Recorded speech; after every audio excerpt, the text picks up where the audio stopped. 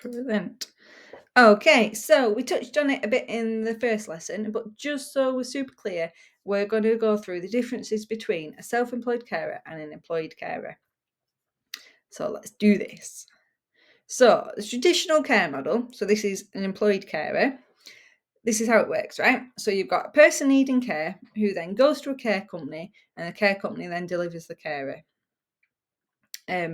So the difference for the self-employed carer model is you cut out that care company middleman. So the person needing care goes straight to the self-employed carer. So back to the traditional care model. So the carer is told by the company what shifts to work, who they work with, what tasks they can undertake. They earn roughly £9.50 to £11 an hour maybe. They have work colleagues and they can get guidance from the company. So you get your supervisions, you get training, you've got that manager to ask those questions too. A self-employed carer, so they are their own boss. So they work hours to suit their lifestyle. So yes, you've got to make sure that it suits your carers, your care clients, but you can sort of set like certain rules for yourself and think, no, that's not going to work, we won't take that person on. Or so for me, for example, I always do the school run, so I don't start work until 9, which actually works really fine because lots of old people like to have a lie in. And I always like to pick the boys up from school as well, so I don't work between 3 and 4, and things like that. And so we also, self-employed carers, decide who they work with. So it's absolutely okay to say no to working with people. You can have a few set rules that you maybe don't tell people, but you can have in your head. But if you don't feel like the rapport is there, you don't think that it's not really going to work, then you don't have to work with them. As you get busier and as you get more of a reputation, then you can get a bit more picky in truth. But so for example, we don't work with anyone that smokes because I don't like it, and I don't want to go into a house, smell a smoke, and then come out, and then I'm going to my next person and now smell a smoke. I don't smoke. We don't like that. We also don't work anywhere that has cats, actually, because my work buddy is allergic to cats. And while she sort of sometimes says, oh, well, we could do it, I don't want her going to people being all snotty and horrible. Could you imagine having a carer coming to you all the time, just sneezing and being snotty? And it's just not worth it. You do not need to put your health at risk because you want to help someone else. There's other carers that can go in and sort that person. You do not need to do that. So you can absolutely decide who you work with. And so with tasks that you undertake, so you can provide those bespoke services. So as I said earlier, whether it's, helping someone have a shower, helping someone walk the dog, walking the dog without them, taking them out for activities, going to health appointments, it's you that can sort of set what's happening, not your boss that's saying, oh, actually, that's not really a carer's role. There's none of that. And money-wise, you earn a lot more money as a self-employed carer. So roughly you can earn £18 to £25 an hour. Depends on the location you're in. If you're down south, it's actually quite a bit more than that. We're in Lancashire, so that's about right for up here. And it doesn't cost your care person needing care any more money. It's just the simple fact that you're cutting out the middleman.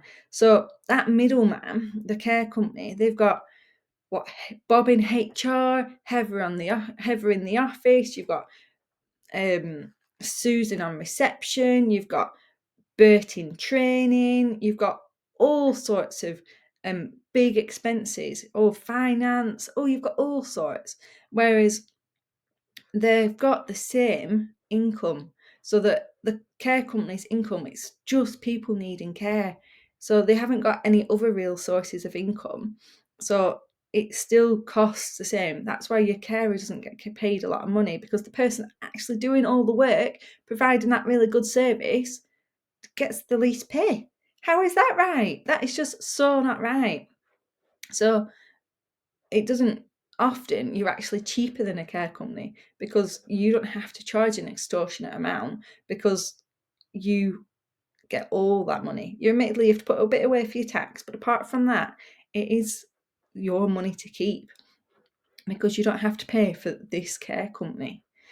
So you earn more money, which is fabulous. Can you imagine it's not even doing the same job, it's doing a better job, because you can provide actual decent quality care without compromise, and you can provide different activities, you can put variety, you can build relationships. It's even a better job. So I can't even say it's the same job, but you do get paid better. So yes. So self-employed carer, so you haven't got work colleagues, and you haven't got a company to give you guidance, which is where the Professional Carers Network comes in. So you can access the carer network for work colleagues, you can build relationships with other self-employed carers in the Professional Carers Network, and we will provide you with the training, support, insurance, every step of the way, so you can absolutely do this on your own. So I will just go very quickly again through the difference between, literal difference between employed carers and self-employed carers. So have we said average pay? So we've said about you get paid better basically, but not at any more cost to the care client. You're told by the boss what to do if you're an employed carer. You are your own boss in a self-employed carer. There is no one to tell you what to do.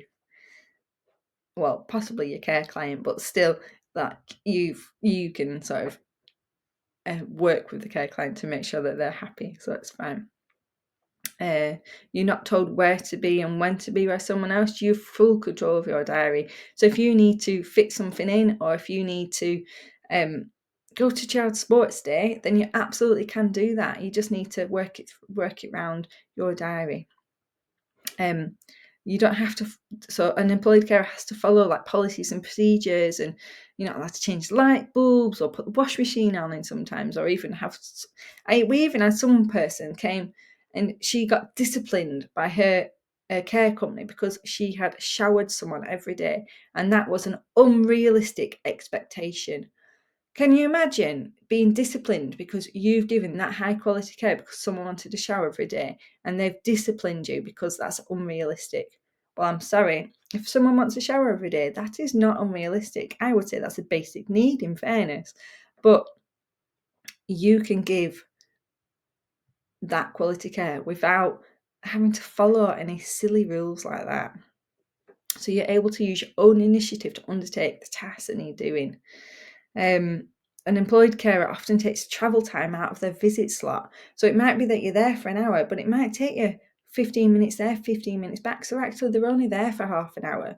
Well, that's not okay. This day and age, that is not okay. If you're paying for a service, you should get that full service. So a self-employed carer always makes sure that they get that full hour, if not more. So you don't need to take out travel time between visits, because you're not trying to cut costs. You're not trying to, get to the next person as quickly as possible, because you just don't need to do that as a self-employed carer. Another one is employed carers often wear a uniform, and so a self-employed carer doesn't wear a uniform. It's very much like your family friend coming to help you. So if you was to rock up in a uniform, you can use a uniform if you want, but we absolutely recommend that you don't. Just use your normal clothes. Make sure you look nice and presentable, and just rock up as another family member, as another family friend, as someone that's just going to help. It's much nicer, especially if you're going to take someone out for lunch. Can you imagine going out for someone for lunch with sat in their like tunic of like carer? Think how demoralising would that be, really? Whereas if you're there with a nice top, a nice dress, whatever, it's so much more normal and nice. And then an employed carer will visit multiple people each day, and never necessarily see the same people again. They've no control as to who's going through that door, and whereas a self-employed carer consistently sees the same people and gets to know who's coming through the door, and gets to know how to help them best, gets to know how they have the cup of tea. Let's keep going. So an employed carer has to complete daily paperwork for CQC.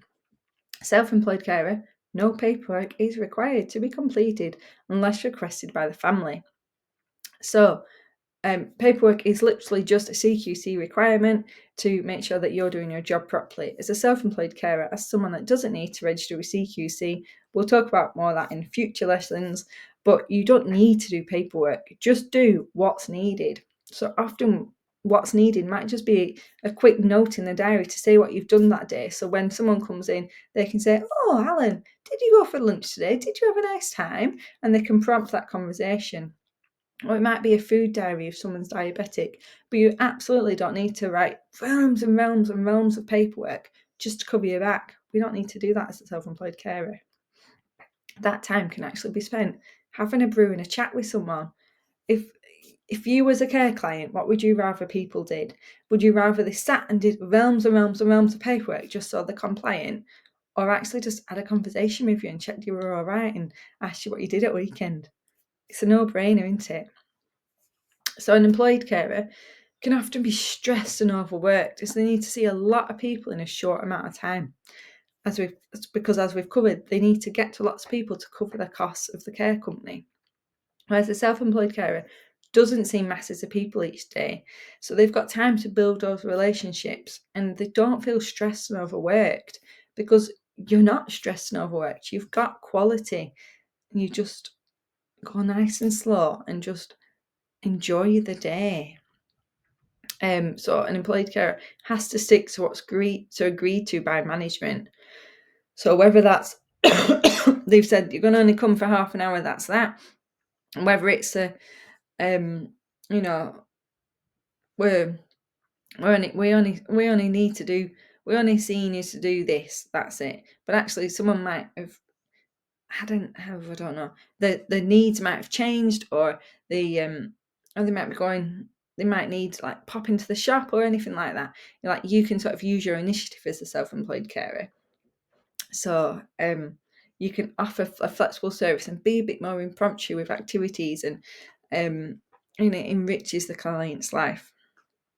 So an employed carer is entitled to sick leave and holiday pay as per their contract. A self-employed carer is not entitled to that. So as a self-employed carer, you have to get into the habit of putting away some money in advance for your holiday and sick pay and things like that. But you don't have any limits to holidays, so you don't have to count, I've had 5 days there and 5 days here, and oh no, I've only got 2 more days. Oh, I really needed a week. There's none of that. You can just do what suits you. But you don't get sick pay and holiday pay, but you do get paid a lot more per hour. So you just need to get into a bit of a discipline as to putting that a bit of money aside each month to go in a little pot. So then when you're on holiday, or if you are ill, then you can just dip into that pot. So an employed carer, if sick or on holiday, the company will arrange cover. A self-employed carer has to arrange their own cover, or people will be without care. So this is why we like working with a work buddy, because your work buddy can cover you if needs be. But what you do in these circumstances is you have a plan B or plan C. So you sort of say to the family, like, look, in the small event that I was to be ill, like, who do I ring to take over? And there will always be like a nominated family member to take over. And so another difference is the employed carer. So the company pays the national insurance and tax out of the employee's wage. So if you've ever had a pay slip, you'll sort of notice on the side it sort of says national insurance, tax, and then it goes straight to that, and it doesn't even come into your bank. Whereas a self-employed carer needs to submit a self-assessment tax return and pay their own national insurance and tax, which honestly people are scared of, and it's really, really not hard. Again, all you need to do is make sure that you're disciplined to put some money aside each month to make sure that at the end of the year, when it comes to paying your self-assessment tax bill, then it is they're ready. But again, don't worry about that. We are here to help you every step of the way, and we will show you what to do in future lessons. So those last three are the let's say minus points of being self-employed. So you don't get sick pay, you don't get holiday pay, you have to find your own cover, and you have to pay your own tax and national insurance. But you know what? It's really not that bad. Do not let that put you off. There is ways and means to cover these things, and I would much rather have those 3 points and earn twice the amount of money and have a better job and deliver care without compromise any day of the week. But yeah, so that's a really quick run through as to the difference. So ultimately, the big difference simply comes down to this one main point: responsibility. So, as a self-employed carer, you are taking more responsibility. And because you're taking more responsibility, you get paid a better wage. It's as simple as that. So, you need to take more responsibility for finding your own work. So, you haven't got a care company that's going to just give you the care clients and this is what you're doing. No, you need to take that responsibility, find your own work, and deliver that service. But again, the demand for care is so high, and this person-centered care that's like really flexible and bespoke and high quality, it's just getting more and more bigger demand. So honestly, finding your own work really isn't that hard, and again, we'll help you to do that. So again, pay responsibility, it's now your responsibility to pay your own tax. Again, don't let it put you off. It's really not that hard. We will show you how. As long as you get into the habit of putting away some money each month, just put it into a bank account, don't touch it, then it's fine. It really is fine. And it's your responsibility to keep your training up to date. So there's no one, there's not a manager or a team leader sort of on down, like sort of saying, look, come on, you need to get your training done. You need to get your training done. You're not compliant. You need to get your training. There's none of that. You need to just take responsibility and just keep your training up to date. It's not a problem. But again, there is no one that actually checks that your training is up to date. But just for like insurance purposes, it really is handy to keep it up to date. Again, we'll give you access to training. So that is easy enough. You just need to take the responsibility to do it. But because you take on more responsibility, you get a lot better rewarded and at no extra cost to your client. So as I said, you're not charging people anymore for care service. Care service just stays as it stays, but you get a lot better rewarded. And not just money, job satisfaction as well. It's immense. Honestly, I cannot tell you the difference it makes between delivering care without compromise all the time and building relationships, seeing people smile as you walk through that door because they're happy to see you because they've been excited to tell you, oh, I've been wanting to tell you this since I got up this morning. And it's amazing. It truly is. So it's not only the better reward of financial, but it's the better reward of relationships, better reward of job satisfaction, of just even the satisfaction of building your own business. So all your hard work goes to building your own business, and it is amazing. It is amazing. So, there we go. So better off financially, and it's more fun. That's the other thing. So you're not just doing the same things day in, day out. There is a lot of that as well, but you can vary it up. You can go to different activities. You can see different people. You can make people laugh in different ways. You can tell different stories. It's just a lot more fun when you're not rushing around and you haven't got a boss breathing down your neck. And it really is true job satisfaction. At the end of each day, you truly know you've made someone else's day that bit better. Well, I don't know if there's anything in this world that can be better than sitting down and thinking, I've done a bloody good job today. Like, it is actually amazing. I made Martha smile. And it's just, honestly, I love it. I love it. I can't wait for you to love it too. So, we are here at the Professional Carers Network to help you every step of the way. So I know we've said a few things that are a bit like, I don't know, paying my own tax, not able to sort out holiday cover. Honestly, don't let it put you off. It's just a few little niggles, and we're here to show you exactly how to get over those hurdles. Okay, so that is basically the difference between a self-employed carer and an employed carer. We'll see you in the next lesson.